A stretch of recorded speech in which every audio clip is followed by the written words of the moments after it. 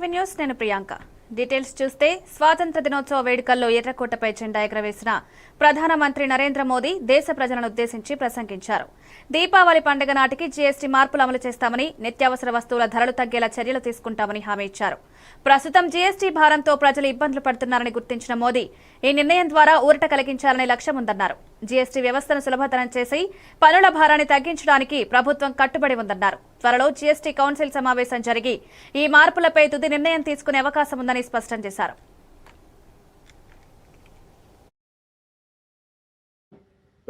Diesel gas in सबको लाने के लिए खर्च होता था, लाखों करोड़ रुपए चले जाते थे। अगर हम ऊर्जा में डिपेंडेंट न होते तो वो धन मेरे देश के नौजवानों के भविष्य के लिए काम आता। वो धन मेरे देश के गरीबों को गरीबी के खिलाफ लड़ाई लड़ने में काम आता। वो धन मेरे देश के किसानों के कल्याण में काम आता। वो धन मेरे देश के गांव की परिस्थिति को पलटने के लिए काम आता। लेकिन हमें विदेशों को देना पड़ रहा। अब हम आत्मनिर्भर बनने की दिशा में काम कर रहे हैं। देश को विकसित बनाने के लिए हम अब समुद्र मंथन की तरफ भी जा रहे हैं। हमारे समुद्र के मंथन को आगे बढ़ाते हुए हम समुद्र के भीतर के तेल के भंडार, गैस के भंडार, उसको खोजने की दिशा में एक मिशन मोड में काम करना चाहते हैं। और इसलिए भारत ने national deep water exploration mission शुरू करने जा रहा है। ये ऊर्जा इंडिपेंडेंट बनने के लिए ये हमारी महत्वपूर्ण घोषणा है। मेरे प्यारे देशवासियों, आज पूरा विश्व क्रिटिकल मिनरल को लेकर के बहुत ही सतर्क हो गया है। उसके सामर्थ्य को लोग भली भांति समझने लगे हैं। कल तक जिस तरफ ज्यादा ध्यान नहीं था, वो आज सेंटर स्टेज पे है। हमारे लिए भी क्रिटिकल मिनरल्स में आत्मनिर्भरता बहुत अनिवार्य है। एनर्जी का सेक्टर हो, इंडस्ट्री का सेक्टर हो, रक्षा क्षेत्र हो, टेक्नोलॉजी के हर क्षेत्र हो, आज क्रिटिकल मिनरल्स की टेक्नोलॉजी के अंदर बहुत अहम। मेरे प्यारे देशवासियों, बजट का बहुत बड़ा हिस्सा ये पेट्रोल, डीजल, गैस స్వాతంత్ర దినోత్సవం సందర్భంగా ఢిల్లీలోని నేషనల్ వార్ మెమోరియల్ వద్ద భావోద్వేగ దృశ్యం ఆవిష్కృతమైంది. యుద్ధాల్లో ప్రాణత్యాగం చేసిన సైనికులను స్మరించుకుంటూ రాష్ట్రపతి ద్రౌపది ముర్ము, రక్షణ మంత్రి రాజ్నాథ్ సింగ్ త్రివిధ దళాధిపతులు పూలమాలలు సమర్పించారు. ఈ వేడుక సమయంలో భారీ వర్షం కురిసినా కార్యక్రమం ఆగకుండా కొనసాగింది. దేశ రక్షణలో ప్రాణాలను అర్పించిన వీర సైనికుల త్యాగాన్ని స్మరించుకోవడంలో ఈ ఘట్టం ప్రతి ఒక్కరి హృదయాలను కదిలించింది.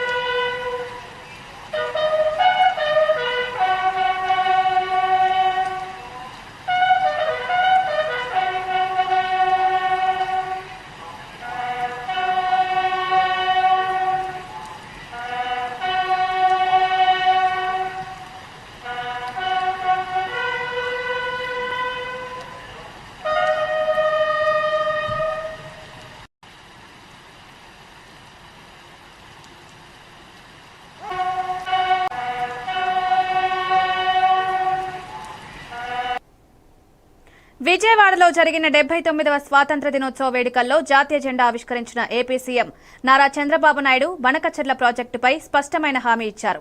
ఈ ప్రాజెక్టుతో ఏ రాష్ట్రానికి నీటి ప్రయోజనాల్లో నష్టం జరగదని, ఎవరూ అభ్యంతరం చెప్పాల్సిన అవసరం లేదన్నారు. ఎగువ రాష్ట్రాలు వరద సమయంలో నీటిని విడుదల చేస్తే దిగువ రాష్ట్రంగా ఆ నష్టాన్ని భరించాల్సి వస్తుందని గుర్తు చేశారు. అలాంటి వరద నీటిని వినియోగించుకోవడంపై అభ్యంతరం వ్యక్తం చేయడం తగదని స్పష్టం చేశారు. రాష్ట్ర ప్రయోజనాల దృష్ట్యా బనకచెర్ల ప్రాజెక్టు కీలకమని తెలిపారు. నీటిని విడుదల రాయలసీమను సస్యశ్యామలం చేసేందుకు గోదావరి వృధా జలాల్ని పోలవరం నుంచి బనకచెర్లకు మళ్లించాలని నిర్ణయించాం. సముద్రంలోకి పోయే వృధా నీటిని వినియోగిస్తాం. ఈ ప్రాజెక్టుతో ఏ రాష్ట్ర నీటి ప్రయోజనాలకు నష్టం వాటిల్లదు. ఎవరూ అభ్యంతరం చెప్పవలసిన అవసరం లేదు. వరదలు వచ్చినప్పుడు ఎగువ రాష్ట్రాలు నీటిని విడుదల చేస్తే దిగువ రాష్ట్రంగా ఆ నష్టాలను కష్టాలను భరిస్తున్నాం. దిగువ రాష్ట్రంగా అదే వరద నీటిని వాడుకుంటామంటే అభ్యంతరాలు ఎందుకని అడుగుతున్నా. వరదను భరించాలి కానీ వరద నీటితో ప్రయోజనం పొందకూడదంటే ఇది ఏ విధంగా మంచిదో ఆలోచించమని విజ్ఞప్తి చేస్తున్నా. రాయలసీమను సస్యశ్యామలం చేసేందుకు గోదావరి వృధా జలాల్ని పోలవరం నుంచి బనకచెర్లకు మళ్లించాలని నిర్ణయించాం. సముద్రంలోకి పోయే వృధా నీటిని వినియోగిస్తాం. ఈ ప్రాజెక్టుతో ఏ రాష్ట్ర నీటి ప్రయోజనాలకు నష్టం వాటిల్లదు. ఎవరూ అభ్యంతరం చెప్పవలసిన అవసరం లేదు. వరదలు వచ్చినప్పుడు ఎగువ రాష్ట్రాలు నీటిని విడుదల చేస్తే దిగువ రాష్ట్రంగా ఆ నష్టాలను కష్టాలను భరిస్తున్నాం. దిగువ రాష్ట్రంగా అదే వరద నీటిని వాడుకుంటామంటే అభ్యంతరాలు ఎందుకని అడుగుతున్నా. వరదను భరించాలి కానీ వరద నీటితో ప్రయోజనం పొందకూడదంటే ఇది ఏ విధంగా మంచిదో ఆలోచించమని విజ్ఞప్తి చేస్తున్నా. రాయలసీమను సస్యశ్యామలం గోల్కొండ కోటలో జరిగిన 79వ స్వాతంత్ర దినోత్సవ వేడుకల్లో జాతీయ జెండాను ఆవిష్కరించిన సీఎం రేవంత్ రెడ్డి హైదరాబాద్ను స్వచ్ఛమైన, శుభ్రమైన, సౌకర్యవంతమైన నగరంగా తీర్చిదిద్దడమే కాంగ్రెస్ ప్రభుత్వ లక్ష్యమన్నారు. ఢిల్లీ, ముంబై, బెంగళూరు వంటి నగరాల దుస్థితి హైదరాబాద్కు రాకుండా చర్యలు తీసుకుంటామని, చెరువులు, నాలాల ఆక్రమణలు తొలగించడానికి హైడ్రా ప్రణాళికలు అమలు చేస్తున్నామని వివరించారు. స్వాతంత్ర్యం సాధించి భవిష్యత్ భారతానికి పునాదులు వేసింది కాంగ్రెస్ అని గుర్తు చేసిన ఆయన తెలంగాణను దేశంలో నెంబర్ 1 గా నిలపడానికి ప్రణాళికలు సిద్ధం చేస్తున్నామన్నారు.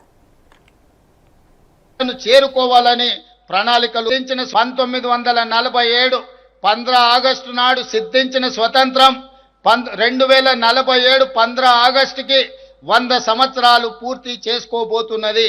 ఈ 100 సంవత్సరాలలో మనం సాధించిన విజయాలని కాదు, భవిష్యత్తులో చేరుకుపోయే మైలు రాయిని కూడా నిర్దేశించుకోవాలని, ఈరోజు ఆ లక్ష్యాలను చేరుకోవాలని ప్రణాళికలు రచిస్తున్నాం. ఈ లక్ష్య సాధనలో తెలంగాణ పాత్ర మన దేశాన్ని, మన రాష్ట్రాన్ని ప్రపంచంలో నెంబర్ 1 గా నిలబెట్టే విజన్ ఏమిటన్న దానిపై మేము నిరంతరం శ్రమిస్తున్నాం. అందుకే 2047 నాటికి భారతదేశ ముఖ చిత్రాన్ని మార్చే గేమ్ చేంజర్ పాత్రలో తెలంగాణ కీలకంగా ఉండాలన్న సంకల్పంతో ముందుకు వెళ్తున్నాం. ఈ సంకల్పానికి దార్శనిక పత్రమే తెలంగాణ రైజింగ్ 2047. 2035 నాటికి $1 ట్రిలియన్ ఎకానమీగా తెలంగాణను తీర్చిదిద్దాలని, 2047 నాటికి $3 ట్రిలియన్ ఎకానమీగా తెలంగాణను తీర్చిదిద్దాలని భవిష్యత్తు ప్రణాళికలను రచించుకొని ముందుకు వెళుతున్నాం. ఇంత గొప్ప విజయాన్ని సాధించాలంటే సాంకేతిక నిపుణులు, ఉద్యమకారులు, తెలంగాణ సమాజం అంతా కూడా నిరంతరం కష్టపడాలి, నిరంతరం సహకరించాలి. మీ అందరి సహకారం ఉంటే భారతదేశ ప్రభుత్వం 2047లో $30 ట్రిలియన్ ఎకానమీ లక్ష్యంగా ఏదైతే పనిచేస్తుందో అందులో 10% తెలంగాణ రాష్ట్రం కంట్రిబ్యూట్ చేయాలనుకుంటుంది. ఈనాడు దేశంలో మన జనాభా 2.5%, మనము 5% ఈరోజు కాంట్రిబ్యూట్ చేస్తున్నాం.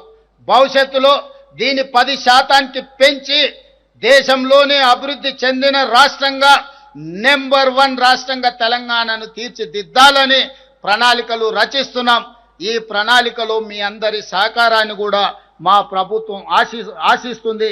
మీ అందరి ఆశీర్వాదాన్ని కోరుకుంటుంది.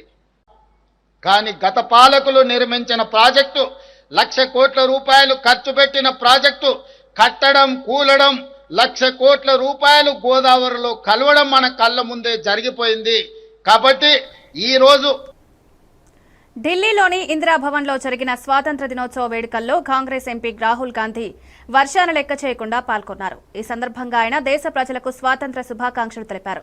మరోవైపు హైదరాబాద్లోని గాంధీ భవన్లో టీపీసీసీ అధ్యక్షుడు మహేష్ కుమార్ గౌడ్ జాతీయ జెండా ఆవిష్కరించారు. వేడుకలకు working president Jaggareddy, Hanumanthu, party నేతలు, కార్యకర్తలు హాజరయ్యారు. ఈ వేడుకల్లో దేశభక్తి గీతాలు, సాంస్కృతిక కార్యక్రమాలు నిర్వహించారు. देखो आप ओपन करो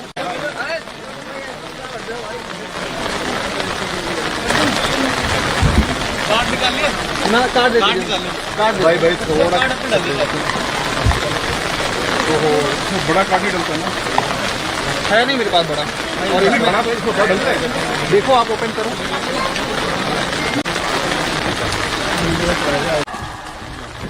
मातरम शुरू करेंगे।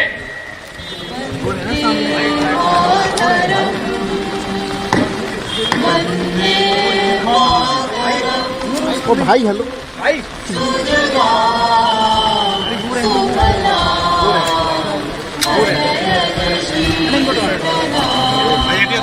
मैंने लगा रखा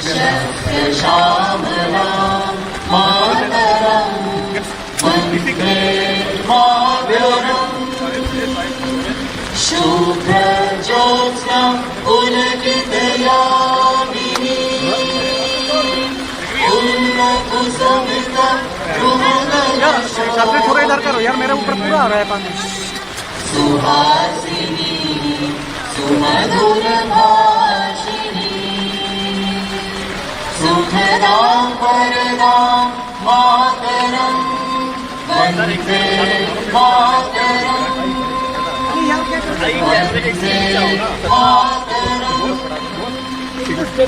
ऑटो कर दो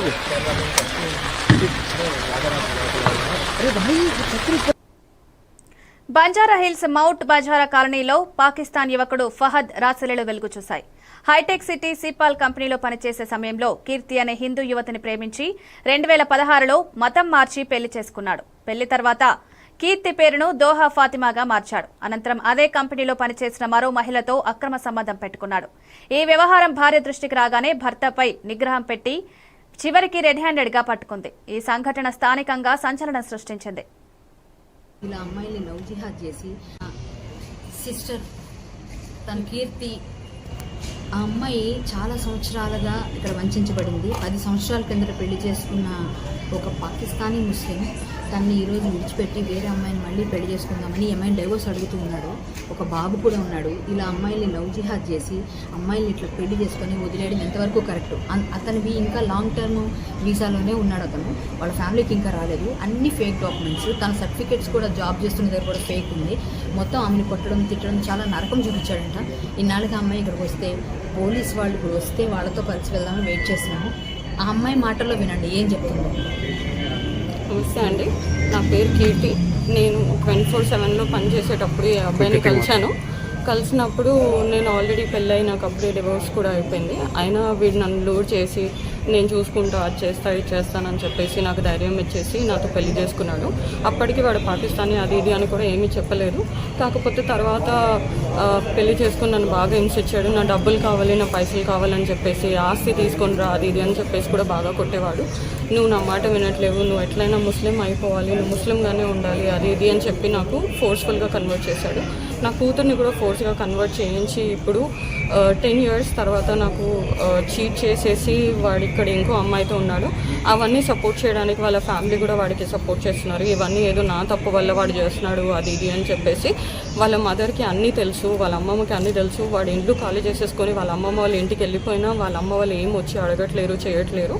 ఫైనాన్షియలీ కూడా నాకు ఏ సపోర్ట్ లేదు. నేను అన్నీ నేనే చేసుకున్నాను. ఇంకా కాకుండా నా దగ్గర నుంచి లోన్లు అవన్నీ తీపించుకొని నాకు ప్రతి లోన్లు అవన్నీ తీపించుకొని వాడు నన్ను బాగా హింస పెట్టేసి అవన్నీ పేమెంట్లు కూడా నేనే చేసుకుంటూ కష్టపడుతూ పిల్లల్ని కూడా నేనే చదివించుకుంటున్నాను.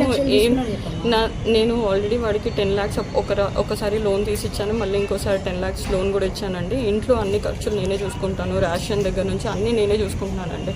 ప్లీజ్ నాకు ఎట్లయినా హెల్ప్ చేసేటట్టు చూడండి. వాడి డాక్యుమెంట్స్ కూడా వాడు నాకు 24/7 నుంచి తెలుసండి. 24/7లో పనిచేశాడు. అప్పటికి వాడి దగ్గర ఆధార్ కార్డు అవన్నీ వాడి దగ్గర అప్పటికి ఉంది కాబట్టి. ఉండవల్లి నుంచి విజయవాడకు ఆర్టీసీ బస్సులో ప్రయాణించిన సీఎం చంద్రబాబు, ఉప ముఖ్యమంత్రి పవన్ కళ్యాణ్, మంత్రి నారా లోకేష్, బీజేపీ రాష్ట్ర అధ్యక్షుడు మాధవ్తో పాటు మహిళా ప్రయాణికుల మధ్య ప్రత్యేక ఆకర్షణగా నిలిచారు. మహిళలకు ఉచిత బస్సు ప్రయాణ సౌకర్యం కల్పించే స్త్రీ శక్తి పథకాన్ని విజయవాడ ఆర్టీసీ బస్టాండ్లో సీఎం చేతుల మీదుగా ప్రారంభించారు. ఉండవల్లి బస్టాండ్ నుంచి బయలుదేరిన ప్రత్యేక బస్సు పండిట్ నెహ్రూ బస్టాండ్కు చేరుకోగా అక్కడ ఏర్పాటు చేసిన వేదికపై పథకం వివరాలు వెల్లడించారు.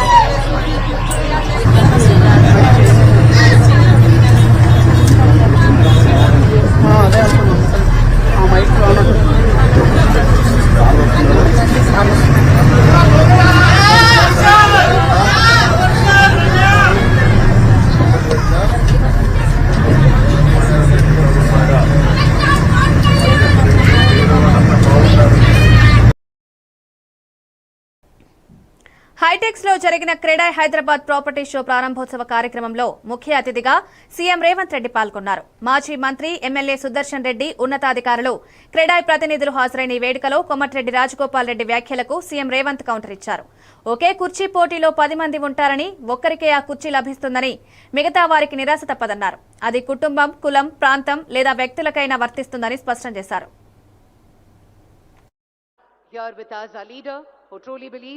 that Hyderabad's growth story is only getting started. Hearty and a warm welcome to our Honorable Chief Minister. Ladies and gentlemen, a very, very happy Independence Day. Let us remember the sacrifices that gave us this independence to India. I request everyone to kindly rise for the national anthem. రాజకీయాలలో ఒకే కుర్చీకి పోటీ పడ్డప్పుడు కొన్ని ఉంటాయి. అదే కుర్చీలో కూర్చోవాలని 10 మంది అనుకున్నప్పుడు మిగతా 9 మంది నిరాశ చెందుతారు. అది కుటుంబానికి సంబంధించింది కావచ్చు, కులానికి సంబంధించింది కావచ్చు, ప్రాంతానికి సంబంధించింది కావచ్చు, వ్యక్తులకు సంబంధించింది కావచ్చు, ఉంటాయి ఇవన్నీ. కానీ మీరు వాళ్ళు సృష్టించే అపోహలకి లోనయ్యి మీరు వాటిని వేగంగా వ్యాపింపజేయడానికి ప్రయత్నం చేస్తే అది అంతిమంగా మీ అందరికీ, మనందరికీ, తెలంగాణ రాష్ట్రానికి, దేశ సంపద కూడా నష్టాన్ని చేకూరుస్తుంది.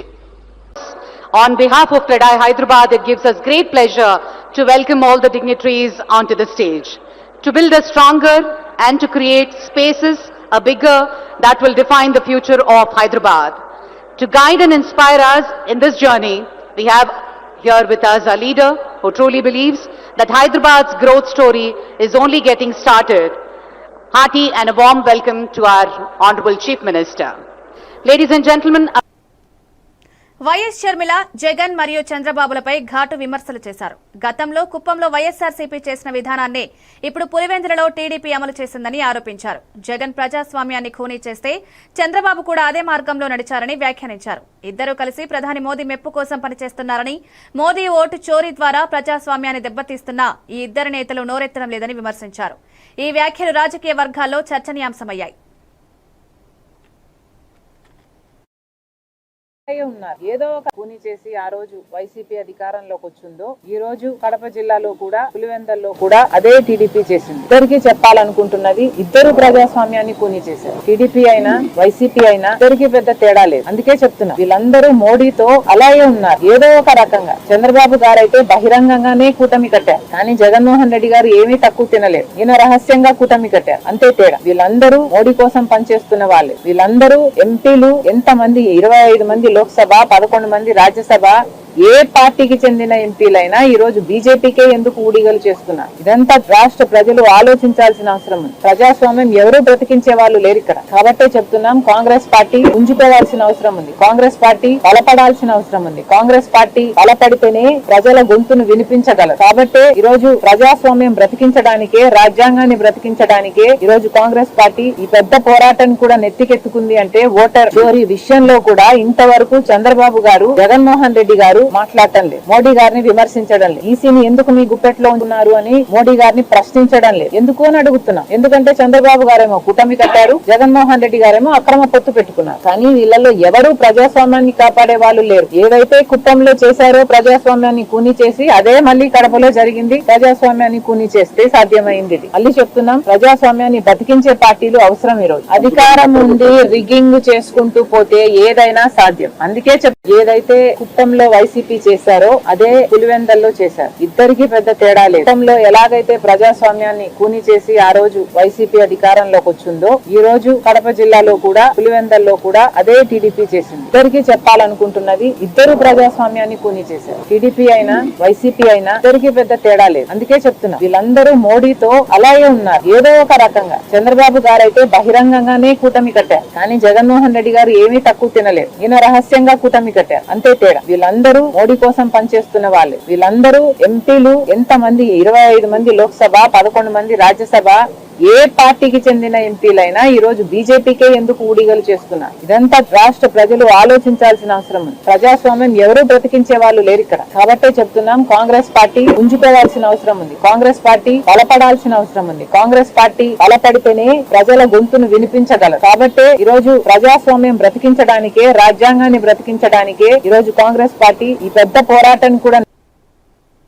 ప్రతి చిన్న పనికి ఢిల్లీకి వెళ్లే పరిస్థితి ఏర్పడిందని కేటీఆర్ తీవ్ర విమర్శలు చేశారు. తెలంగాణ బానిసత్వంలోకి జారిపోయిందని, తన స్వాతంత్ర్యం, స్వేచ్ఛను కోల్పోయిందని వ్యాఖ్యానించారు. రాష్ట్ర ఆత్మగౌరవం దెబ్బతిన్న ఈ పరిస్థితి ప్రజలకు ఆందోళన కలిగిస్తోందన్నారు. స్వయం ప్రతిపత్తి, స్వతంత్ర నిర్ణయాధికారాలు లేని పరిస్థితి ఏర్పడిందని విమర్శించారు. ప్రతి చిన్న పనికి కూడా ఢిల్లీ వైపే చూడాల్సిన పరిస్థితి.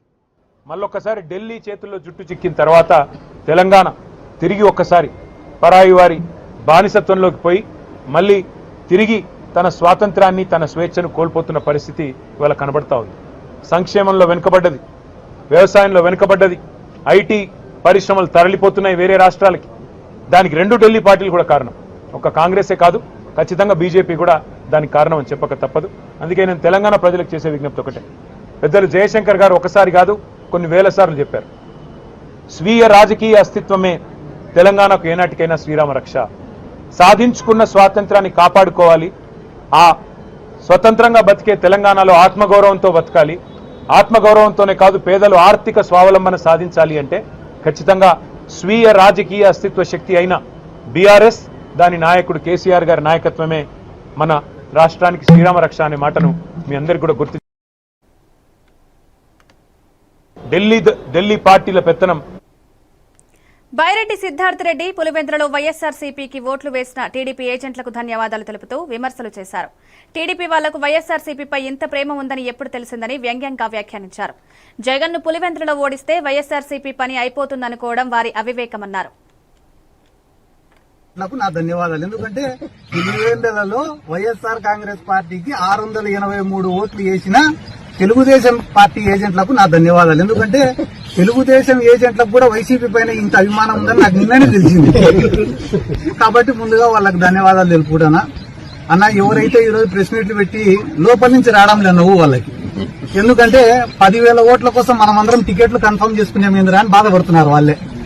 అది కేవలం 10,000 ఓట్లుండే జెడ్పీటీసీ. ఆ ఎలక్షన్ల కోసం మంత్రులు, ఎమ్మెల్యేలు, 800 మంది పోలీసులు, ఐజీ గారు, ఎస్పీ గారు అన్ని పనులు వదిలిపెట్టుకుని పాపం ఆ గండికోట బాలిక మిస్సింగ్ కేసును కూడా ఇడిచిపెట్టి కేవలం ఒక జెడ్పీటీసీని గెలిపించేదానికి ఇంతమంది యంత్రాంగం దిగినప్పుడే ఇంకా జగన్మోహన్ రెడ్డి గారు ఎంత బలమైన నాయకుడు అనేది మనం అర్థం చేసుకోవాలా. ఏదో పులివెందులలో జగన్మోహన్ రెడ్డి గారికి అవమానం చేస్తే వైఎస్ఆర్ కాంగ్రెస్ పార్టీ కథ అయిపోతుంది అని అనుకోవడం వాళ్ళ మూర్ఖత్వం. నేను గతంలో చెప్పినా మళ్లీ చెప్తున్నా, నంద్యాల బై ఎలక్షన్ లో కూడా జగన్మోహన్ రెడ్డి గారిని ఓడగొట్టేదానికి మొత్తం రాష్ట్రంలో ఉండే యంత్రాంగం అంతా దిగి ఓడగొట్టినారు. ఆ రోజు ఓడగొట్టిన తర్వాత సంవత్సరం రోజులకే ఎన్నికలు వస్తే 151 సీట్లు. అదే నంద్యాలలోనే 35,000 మెజార్టీ. కాబట్టి ఇది జెన్యున్ ఎలక్షనా కాదా, పోలింగ్ జరిగిందా, రిగ్గింగ్ జరిగిందా అనేది నాకన్నా బాగా, మీకన్నా బాగా, పోలీసుల కన్నా బాగా, ప్రతిపక్షానికన్నా, అధికార పార్టీ కన్నా బాగా ప్రజలకు తెలుసు. కాబట్టి ప్రజల యొక్క ఆలోచనలను పులివెందులలో వైఎస్ఆర్ కాంగ్రెస్ పార్టీకి 683 ఓట్లు వేసిన తెలుగుదేశం పార్టీ ఏజెంట్లకు నా ధన్యవాదాలు. ఎందుకంటే ఇవి updates. Keep watching even TV news.